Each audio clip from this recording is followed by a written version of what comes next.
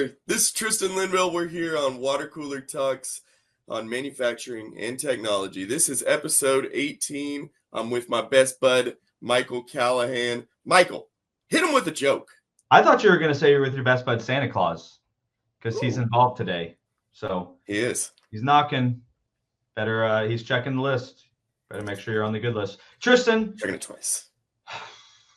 I don't even know what episode is this? 18. Man, that's like we can buy some tobacco products now. That's fantastic. Gosh. That's not the joke. The joke is, Tristan, what did the sheep say on Christmas? Something with bah. Feliz Navidad. Ooh. Hold on. That's not it. Because it's Christmas, we got one more. Why do Dasher and Dancer love coffee? I don't know. Because they're Santa Starbucks. Oh. All right, that's it. We're done. Can't do it more. Those are pretty solid Christmas jokes. You know, it's the season, right? Do you ever wish that you could actually come up with jokes? I always find jokes that I find funny. I thought I did come up with those. Oh, then you are an impressive man. But we've got an even more impressive person joining us today. Way more impressive than your jokes. Who is it? It's a second-time guest with us. It is Robert Kramer, global analyst at Moor Insights Strategy. What's up, Robert? Hi, guys. Well, I like those jokes, and the people who tell good jokes are very smart people. So you made the cut. So good job. Very good jokes. I mean, it's fun. You can save them though for the family. Don't let them watch the podcast. So you got them in your back pocket when you need to pull them out. So my mom used to tell the best jokes at on the holidays when people come around. She'd have them on the floor, but make sure they're dirty. So you got to step up a notch. There you go. Dirty Santa Claus stuff. So that's anyways. Love it. Anyways, well, happy holidays. We got a great day unplanned. I think we're kind of going off script today. Just wanted to have a conversation about 2024, what we see going into 2025. As this might be the last episode of the year. We'll see. Don't know. Who better, right? To bring the insight and technologies to the end of 2024 with looking ahead. Agreed. To the year of 2025. Man. Agreed. So, I mean, Robert, I think we just open it up to the floor to you. First, if you want to tell any new listeners, what you kind of do in the market. Remind the existing listeners that need to be listening to every second. And just let them know. Yeah, so I'm an analyst at Moor Insights Strategy, and my specialty is really ERP, enterprise resource planning, and SCM and data. And so a lot of what I do centers around that. I've probably spent about 25 years in the industry. So my background is more from a mechanical level of understanding how ERP works and how companies use it, and then the technology they need to actually use it as kind of a differentiator. I think that's kind of the goal. Like, how do these companies who have these large enterprise systems get it to where it's modernized, where they can take advantage of this new technology that everybody's talking about? But at the same time, these companies are sitting back on antiquated systems, scared to kind of modernize. So it's at a conundrum where what do we do and how do we help them? And you guys are on the ground.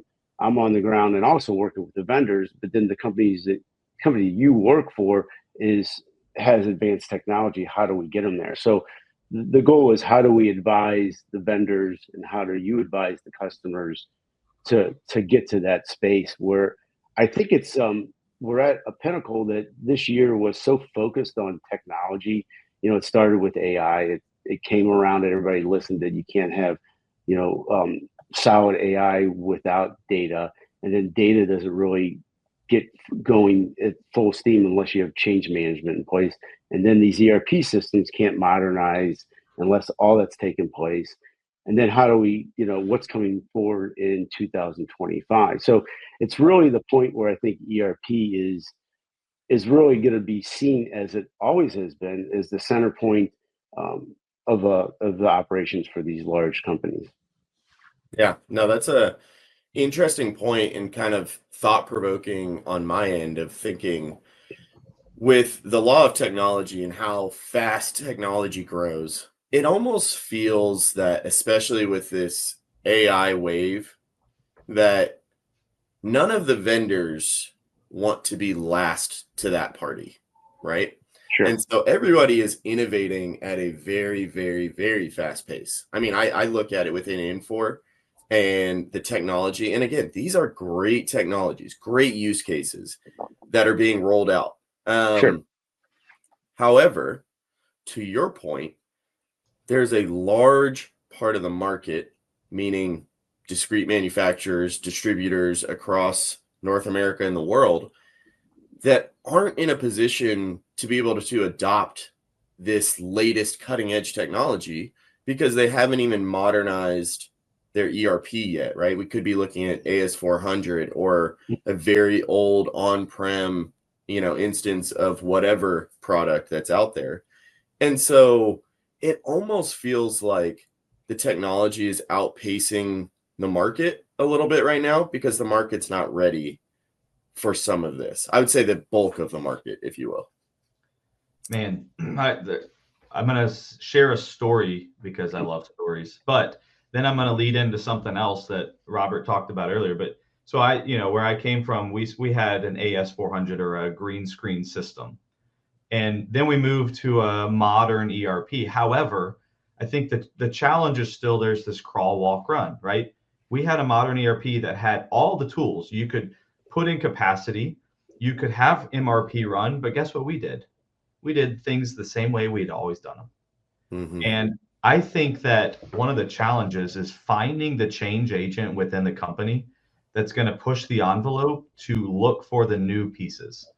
Because if you put the person that's comfortable in that position, guess what you're always going to do? You're always going to sit in the same spot, doing the same thing. But I also think hearing that conversation, there's something Robert said earlier that I wanted to bring up. And I think it's a lesson to the ERP vendors, all of them. And it's a lesson to the people that are learning these things. And we need to speak the terms of the customer language. Mm-hmm.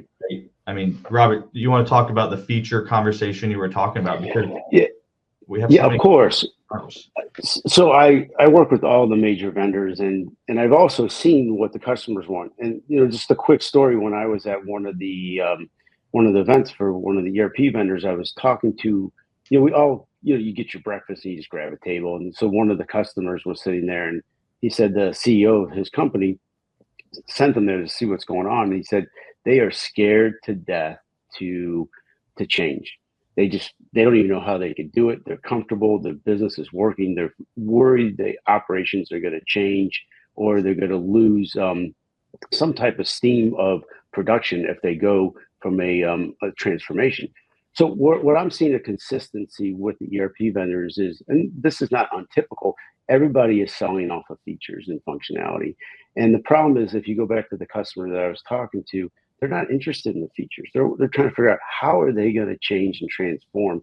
What methodologies can be put in place to help them over these hurdles? Because they're not interested in AI agents right now. They're interested in transforming to modernize so they can think about AI agents. And the goal is change management is really a tough thing because nobody likes to change, but some people do, but most don't. But it has to be systematically put together where it's, if you have multiple locations, I've seen it a lot where only one location transforms, the other 9 don't. That there's 10. You have to have a methodology, a process that it all has to happen or forget about it because you're never going to do it. And that has to come from the top down. And you're going to go backwards. But when you go forwards, it will be a differentiator for your company. Then you can modernize. Then you're using all these latest tools. Then AI agents are at the top of your chain. Then you're doing supply and demand and inventory control based on forecasting, cross-selling. Then your SCM and your transportation and your logistics is based upon, derivatives of, issues that are going on and fixing those. And this is what you want. But if you don't see that light at the end of the tunnel and no one's helping you through all that, I don't even know how you can, because I go back to the days of the AS400s, the RS6000s and all that stuff. That was easy for them. And they know it was easy. Everything was contained. this is not contained. And it's a whole, no one's addressing that gap in closing that security, that governance, and that containment that they're used to. So that was a lot. Sorry, guys. No, there's a couple of things as well. So you talked about agents, and I think, again, we come to people and we say, hey, look, we have this new type of AI, agentic AI, right? So we have agents doing the work for you. But people don't understand that, and we have to speak to it in their language. Like, look, we're going to automate your processes, and that means trust. Yeah, trust. How do I trust that process that it's going to work when I'm used to everything being on-prem and I see it working? Now you're going to tell me they're going to take care of all these nuances that I'm not used to, and I'm supposed to be okay with it. Yeah. Anyway, I interrupted you, but it's a major part of the process of getting over the hump. Yeah, and there's also that piece of I believe that can help my business. Okay, great. Now you believe. Let's look under the covers and figure out what your data looks like and what your processes look like. And now there's phase 2 of like, all right, we got some work to do. And right. You know, it's also interesting when we talk the change management piece and kind of like oh man, how do I go about changing, right? And I think, you know, a message that, and again, this is coming from an ERP seller, I urge certain businesses that are struggling with that change management piece and that fear that's really stopping them from modernizing, I urge them to go talk to a trusted consulting firm, you know, and I've got a massive list of them, but some that I like to work with: Third Stage Consulting, RSM, you know, Ultra, West Monroe, it's Plant Moran, Pemico, like Panorama Consulting. There's so many, BDO. You know, there's so many. Post, you know. Oh, we're gonna have to, but like, you can have them come talk to me as well. So you're right. And More insights. Make it easy on them. Yep. You know, it's so incredible that, you know, we go out here and there's so many resources and so many folks, Robert, like you, that can help these people with their modernization journey. And, you know, it's a conversation that needs to happen. Otherwise, they're going to get left behind, really. Yeah. Well, they can't afford not to modernize. Sorry, Michael, you get ready to say something. Your business won't be able to go through the issues that you're going to have over the next years without these modernization tools, because your customers will mandate it. Your competition will be ahead of you. If you're number 3 out of 10, you're afraid you're going to lose ground, but you're going to lose it regardless. And you have to be able to have your system have those differentiators and those tools to help you over, you know, different issues that you might have that you need to grow. But Go ahead, Michael. Sorry. I think what I love about what we're trying to do here in this podcast is we're trying to connect these business challenges that are actually happening. And now that my screen's smaller, I have to like business challenges and the things on the other side that can make those business challenges realized. And I think for the businesses that are listening, understand your challenges. Like, imagine what the future can be. You don't have to figure out the tool, right? That's what Robert's here for. Imagine what's your business challenge and then start progressing towards, I know that our margins are shrinking. That is my challenge.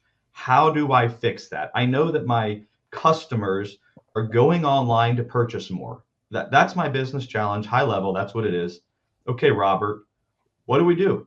And that's the transition that needs to start happening. Is all of these companies know that there's challenges. They need to address them and just start exploring what options are out there. You know, the goal of an ERP system is a real-time operational dynamic system to help you with all facets of the business, to bring all the data together for it to actually act as an advocate for success and growth. When it's a static system and it's after the fact and everything's not connected, you're going to see over time that it's going to be just a bona fide accounting system, not a tool to help you grow. And as you said, the margins are shrinking, and you have to find a way to exhaust these opportunities to shrink, you know, your cost and grow without the markets growing. You know, so your system needs to find those gaps for growth. But when ERP was easier, turnkey solution, I think we're at the point now where we're getting back to that, where it has get rid of all the vendors that you have and try to shrink those down so your technology stack is less. Try and look inside your ERP system to find those technology tools that are there instead of tacking on a SaaS application that adds more security risk and governance issues and data problems and change management and all these issues. Infor, for example, just like its competitors, has a lot of these tools. Why not dig deep and find out what it has and use 75% of the system instead of 50%? I think there's and then look at what Infor is doing, down the road that you might need on their roadmap, or Microsoft or Oracle or SAP, because these systems are not necessarily causing the problem of the customers to not transform. It's the customers. The vendors like yourselves are just having the tools available so you don't lose the opportunity. I mean, that's just normal. It's like a clothing store. If you don't have that size or that color, they're going to go somewhere else. So that's all you're doing. I mean, the SAP is not successful with Rise and Grow because of them. It's because the customer is not ready. Yeah. And that if you look at your stats, I don't think they're dissimilar. What I think, as I look, and you might correct me, I see that maybe a third of your customers have transformed to modern cloud ERP event for, and I think that's consistent with the industry. And I know that I'm not sure what you're seeing out there, but I think it's a challenge to talk business impact. I mean, it's so easy for a salesperson to go in there and say, "Hey, these are all great features. It's like a car.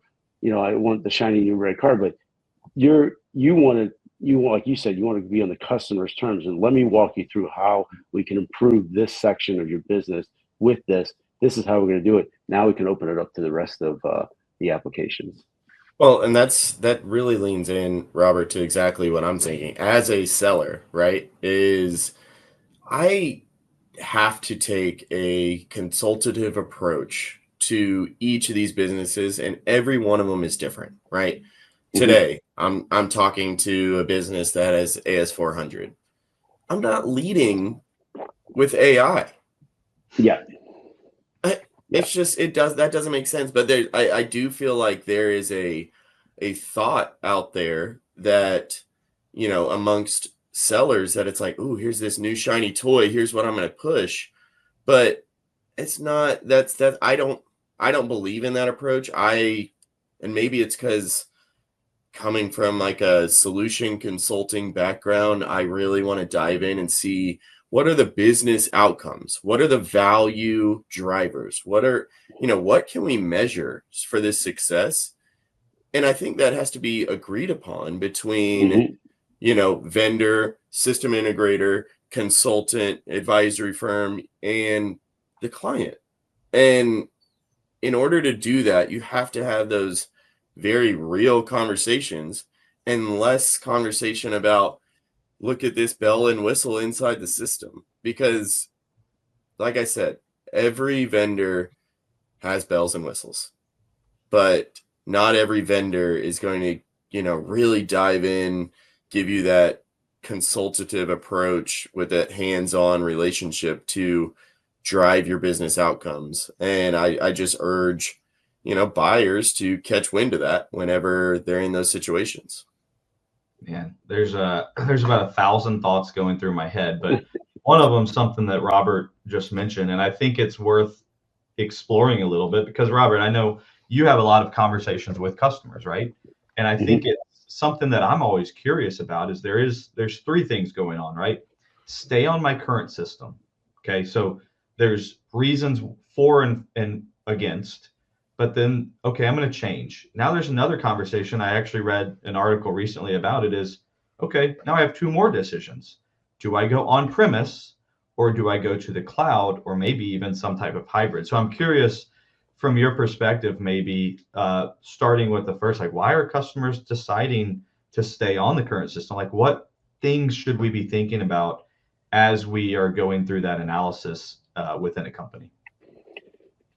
I mean, it's comfort and change. I mean, their current system, they can see it, the security of it. They see all these companies being breached, right? And so I think the first step I would always promote probably hybrid, because I don't think that's going away. It gives them the ability to go modernize, but at the same time not lose their comfort zone. I think fully to the cloud is a little bit of a full leap of them, and I'm not sure what you all are seeing in the marketplace, but I'm seeing hybrid as the main step forward, just as a comfort. Take part of the modules that you feel that are the most easiest to go to the cloud, get them on that new system where they can take advantage of the new technology. I mean, why do we upgrade our phone OS? Why do we upgrade our PCs? I mean, because there's new technology. It's going to run faster, sharper. Yeah, yeah, exactly. I mean, there's so many advantages, but at the same time, these companies are so worried about just the transformation and how it impacts their organization. And you have a lot of people still doing a ton of manual work. I'm sure you see that. I mean, how many people are using Excel to run their inventory or smart sheets, or just different ways that somebody's keeping something on the side, an ad hoc app that someone bought. And I think it's going back 25 years ago when the turnkey was specifically everything in that one system. They want that. And I think that if you can ship, and that's why they stay on-prem. That's part of the reason. You have to be able to show them that they're going to have that same comfort in a hybrid format to modernize. But that's what I'm thinking, because I was in those implementations 25 years ago, and they were scared then. Yeah. No, that's really interesting. And as you're talking through that, I was thinking through an example that I recently went across, which was we had two types of demo environments. One was an on-premise and one was a cloud. And it was one of those like, hey, we need to try to move things to the cloud. Why would we not? Why would we, right? And the interesting thing was on the why would we was that we had a team on the background that was having to install all these security patches at random, right? When they came out, got to identify it, got to apply it. And so it was like, okay, so if we go to the cloud, we just saved a ton of time it's automatically going to happen. We're protecting your system and your company because those security patches are automatically being applied. However, I think there's, to your point, and it's when you start talking about maybe modularizing what we put into on-premise, what we put into the cloud, I think it's also a very strong consideration of where's the biggest value going to be, who needs to be in the cloud, who needs to access it via, I'm not in front of a computer or inside my firewall. How do I easily access that? But I think there's a consideration of what piece is going to give me the biggest benefit. Start there, and it may not be an ERP. Maybe it's a WMS or supply chain planning or CPQ. Sure. Are you guys differentiating between cloud and SaaS? Because I think that the customers don't get that. They think cloud is in the cloud and SaaS is the same. Where SaaS is the full maintenance, support, everything that, service that you need. It's almost like a lease of a car. And I think the cloud's, not at home, the cloud, et cetera. So I'm not sure if that's being differentiated, because I think that those are critical things to show the customer we have you fully covered in the cloud with our SaaS model.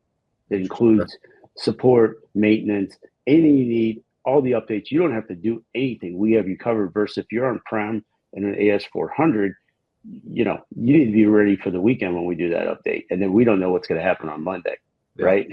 Yeah. So that's a good point. Or even a virtual machine, which is kind of in the cloud, but it's still that hybrid that you got to manage everything.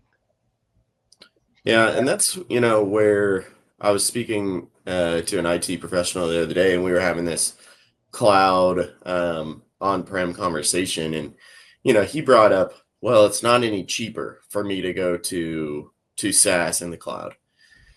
And I said, okay, but is it more secure? And that's where, and that's something, Robert, I wanted to ask you is like, I can tell them from a sales perspective and my perspective from a consulting perspective, but as a trusted advisor, like when you really talk into, and you alluded to it, the security aspect of having and managing your own on-prem instance versus, having that in the cloud, I mean, what's your kind of viewpoint on that? Because I think there's benefits and drawbacks to both situations. It's a great question. First of all, I don't know if costs are as big of an issue as it's made out to seem. It might be just a kind of a front for these customers, because if they Right. reduce their technology stack and they're lowering their vendor connections, I think that they're getting the best of both worlds, because they're getting modern ERP, but at the same time, they're not in bed with 50 vendors. It's maybe 5, and so All right. I'm and their data is staying put versus floating around to multiple vendors. And I think that if I can get modernized and I can see the results down the line, indirectly and directly, I think that's something that you have to show the customers, is that these indirect costs are going away, or you're getting these gains. But the security, I think that the problem is the SaaS applications beyond the ERP and how many that they have. And I think when the data leaves the ERP and goes to another SaaS application, who's covering that security? I think that's the layer that I think is that's causing the problem. I don't think there's an issue with security with the ERP vendors. I think the issue is that, because let's just take advantage of talking about Salesforce, or just another CRM or a project management software. Once the data leaves your ERP and goes to another one and then back, who's covering that? Who owns that responsibility? I think that's the nervousness that I think people have. So I advise companies, like an Oracle or Microsoft or Infor, when that data stays at your within your cloud, and it goes into from your ERP to your CRM to your SCM to some of the other transportation to the sustainability, you're kind of keeping it clean. Once you start using other applications, then it goes outside of that. Then you have potential issues. So my suggestion is, don't worry about the money necessarily. Obviously, you can't sign off at it just costs that you're not aware of, but keep it in a vendor that you trust, and then use the other SaaS applications that make sense to grow your business. But I would get more in bed with the ERP vendors, because it makes more sense from the data. And once you have that data under control, then you're maximizing your ERP. I don't know if I answered your question. It's almost like, no, that's great, because I think it's almost like the best of breed. It's funny, Michael, my hands are moving all over here, but you're right, they need to be about here. It's almost like the best of breed model that has come up before, especially with larger enterprises, is kind of scary, right? Because when you have that best of breed and the data is going to each of those best of breed point solutions, you're inherently inviting risk. And so to your point and your advisement, like simplifying and consolidating your footprint may allow you to be more and more secure. And I think also kind of what you're alluding without saying it is, most of the vendors nowadays have pretty good point solutions within their own umbrella to manage your business. You don't need the best of breed for everything to effectively run your business.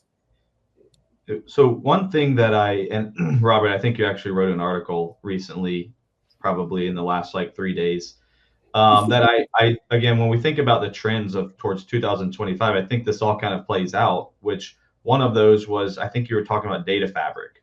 Microsoft. Are we starting to see more vendors adopt this data mindset, data strategy, protecting that? So again, I know Infor has a platform, and that platform enables you to do a lot more, but there's the protection side of it.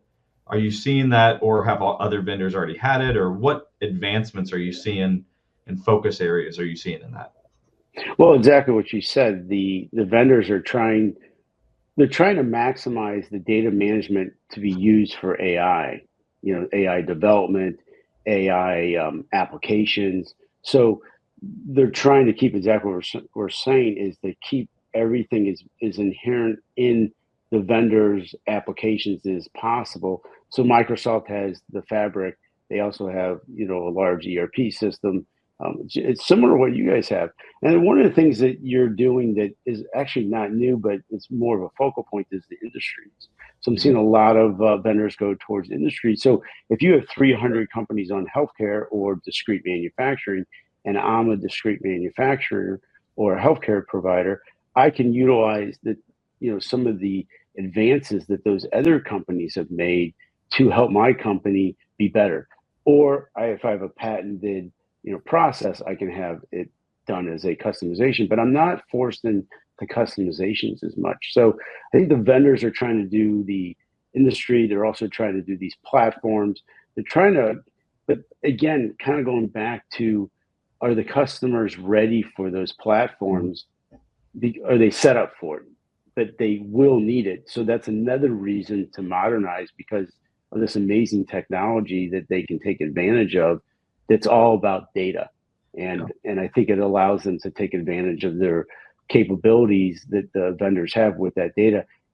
25 years ago, we were just putting stuff in a system and looking, you put in an order and all of a sudden you shipped it and then it billed, et cetera, or you manufactured it and it billed and because you shipped it.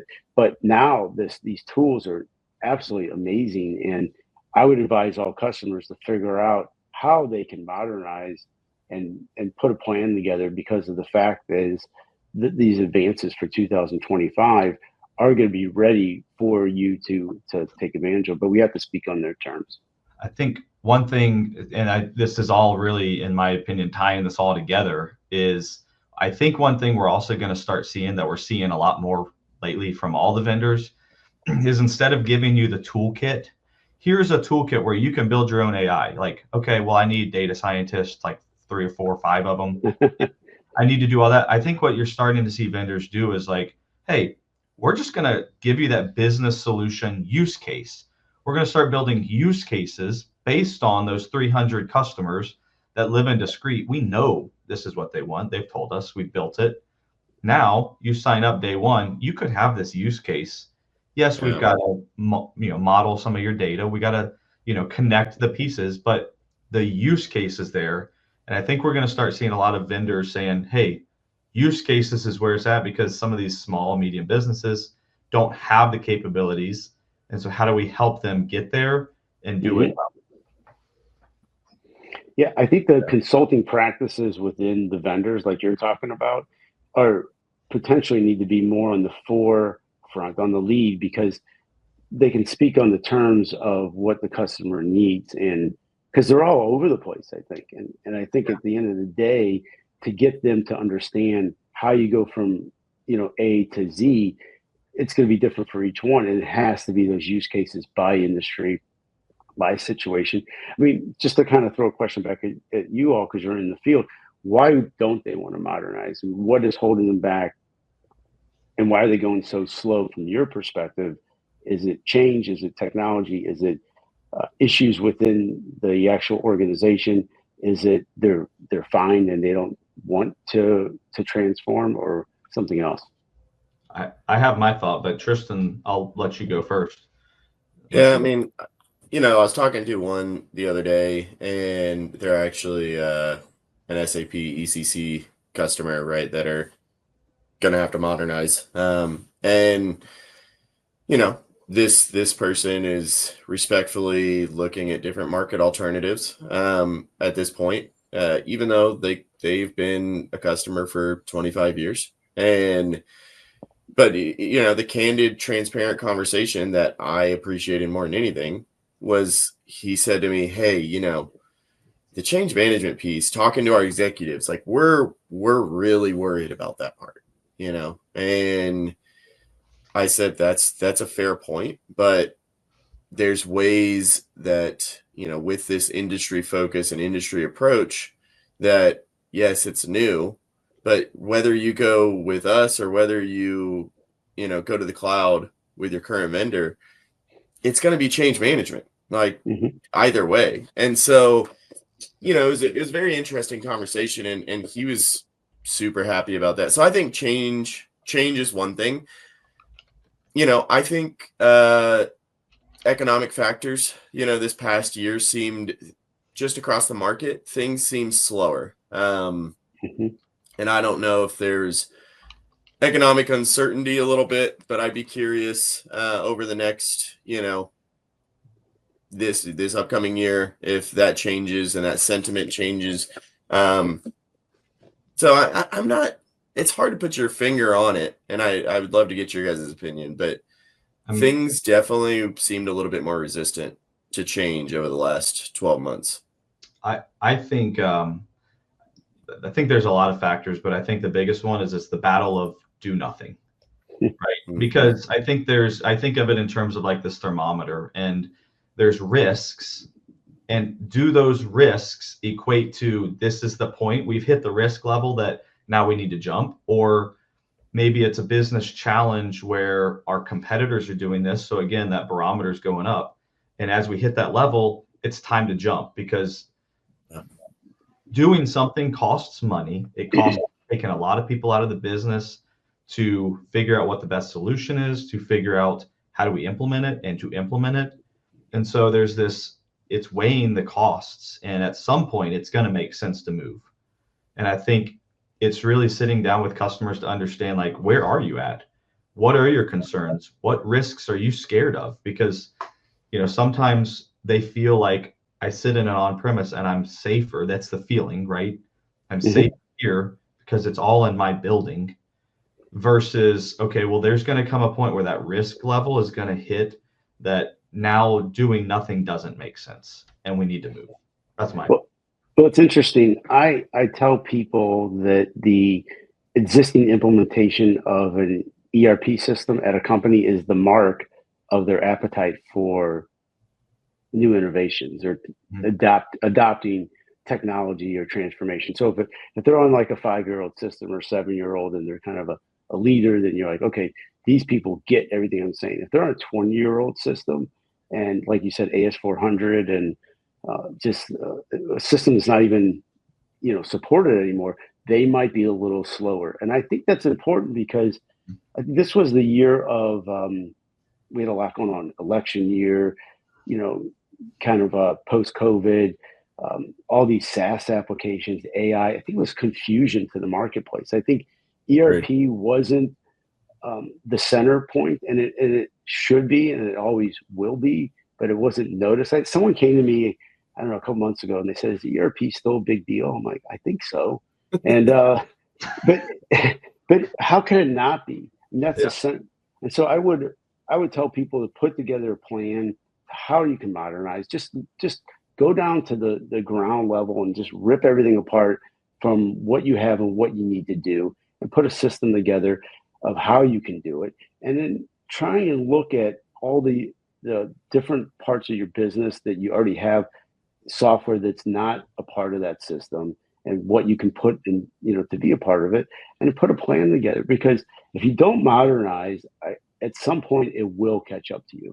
So it's like one of those things, like the train's moving when you get on or when you get off or whatever you want to call it, but you have to go in this direction because you will get passed up. There's no question about it. There's too much technology out there. As we talked about at the beginning of this, it's going too fast. And if you do not want to take advantage of it, your competition will. And if your competition does, there'll be a differentiator for them and not you. Yeah. I think that you talked, there's always, one of the things I think about is there's always I'm going to use a John Smith. There's always a John Smith or a Linda who's been there for 40, 50 years and knows this by the back of her hand. So yeah, she's doing awesome. And so those are some of those pieces of, like, I think to your point, look at your business, look at all of the areas that you have, right? Break it apart by functional area, sales, purchasing, supply chain, warehousing. Like, look at those areas, see where you either have opportunity or potential weakness. Do a SWOT analysis on your business. Exactly. From a ERP standpoint, and start figuring out, okay, maybe we're not there yet, but we're getting close. We should start exploring, because we're still purchasing like we did in 1990. And so looking across to your point and starting to figure out some of those pieces should be the 2025 focus for companies. Yeah. I think we found our title for this episode is ERP still a big deal? Like it's just it's like, is my heart in my body a big deal? Yeah. Like, still trying to figure it's that central. I mean, is there heart in there in my interest in Linville? So it's essential. But change management, I was writing about this a year ago and telling people that you cannot afford not to pay attention to it. And for some reason, it's starting to be talked about now, but not as much as it should.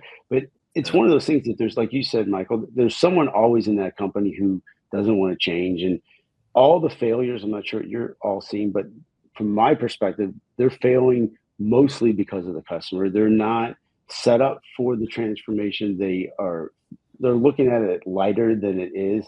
They need to, it's a top down. It has to be heavy. It has to be, everybody's in the loop from a transparency standpoint. They have to be trained on the advantages and the toughness that it's going to be and how the company is going to come out ahead. But I think that a lot of companies, they're going like, oh, this is going to be fun. We'll get it done. It's exciting. We have a new system. And then it fails because they're not prepared. And I think that change management is a serious thing. And then you can't even talk about, like we were saying, data management until you get that done. But, everybody's got these 25-year-old data sets and they're a mess because they're just a mess. I mean, they're just 25 years old and they never were really set up from a factor of maintaining properly. And you've had a lot of regimes coming through that all of a sudden 25 years later, it's a mess. You have to start over. You have to get it right. And it has to be done. And it's a challenge. And that's where the consulting practice of all the vendors comes through, that they're the lead and they have to showcase the problems and the benefits and the solution. Yeah, I think Infor has a new a study out there, and it talks about expectation versus reality. And I think there's a couple of things, but I think the expectation is I'm going to go through this system and implementation, and when I get to the end of it, we're good. And the reality is, no, that's phase one. Phase 2, 3, and 4 are continuing that to find the next little buckets to utilize your system. And I think a huge piece that is so often overlooked is exactly what you just said, the data, right? You have this old AS400 ERP, whatever you want to call it, and you've changed the data, master data management piece so often that things have changed. So throw it out, start fresh, have a good master data management plan in place, and have someone governing it. Don't just, don't get 3 years down the road and be like, you know what, we're going to change that item group here, and then we're going to change this on the master data, because all of a sudden your data is going to be back to where it was. So make sure you have someone helping you manage that process. Yeah. It's not easy. No, none of this is easy. And I think that's, why, there's companies like what Robert does that go out in the market, and his company serves as that advisory firm for, these kind of massive business decisions. And I mean, Robert, do you want to speak a little bit about like Moor Insights and Strategy and what kind of services you guys do provide to the market? Because maybe people just don't know where, that what services are out there. Yeah, so we advise and do assets, for the major IT vendors, but we also help out the customers. And I think it's necessary for them to understand, to bridge the gap between, the technology. Is it going to be a success for you, or should you be looking at these specific technologies to help your business grow? But we have an independent, unbiased viewpoint, but we understand the whole marketplace. And we, my background is I grew up in the ERP world, and so I understand it from that perspective. But the other analysts, all are ex-executives doing the same thing in their different swim lanes. So we're able to advise the vendors like yourselves on how to speak better to the customers, or what technology they're looking for, or your messaging. But then we can flip it and say to the customers, hey, this is how you should be transforming. This is the direction that your company needs to grow. So we can advise, and we can, help both sides of the coin, which is the vendors and the customers. But I think next year is going to offer so many great things that I think these customers and the vendors need to align a little better, because of the fact that the business impact is the direction. And when you take advantage of this data, like you're saying, Michael and Tristan, you're going to get into so many things that are going to be necessary to be modernized. Like I'm kind of leading ahead, but sustainability. I mean, you can't even be ready for it. If you're still doing on-prem in an AS400, you're going to need, and I'm not talking about from a reporting perspective, I'm talking about from a practice. Your facility, your manufacturing, your supply chain, your transportation, it has to be sustainable, or else you're going to have a problem working with specific vendors that are going to mandate certain things from you to actually do business. And then also there's a bunch of other things, but just want to lead with that. But I think there's a lot going on from an advantage of doing business with an N4. But like you said, the customers, they have to go back to the basics, and they have to go back and look at their change management, their data management, and their plan. I mean, every company has their own personality, and they know what they can tackle, and they have to go back and look at how are they set up and put in different personalities within that company personality to leverage, modernization, is everything we already talked about. Yeah. No, that's fantastic. And I think this episode has been fantastic. So Robert, thank you for coming on and joining us as we kind of close out 2024 and look forward to 25. So thank you. Thank you guys. It's been great. Always is. Hope Santa comes to visit you too. Indeed. As too. always, Thank you guys. Give Santa some H2O, and hopefully he enjoyed the show. Thank you guys.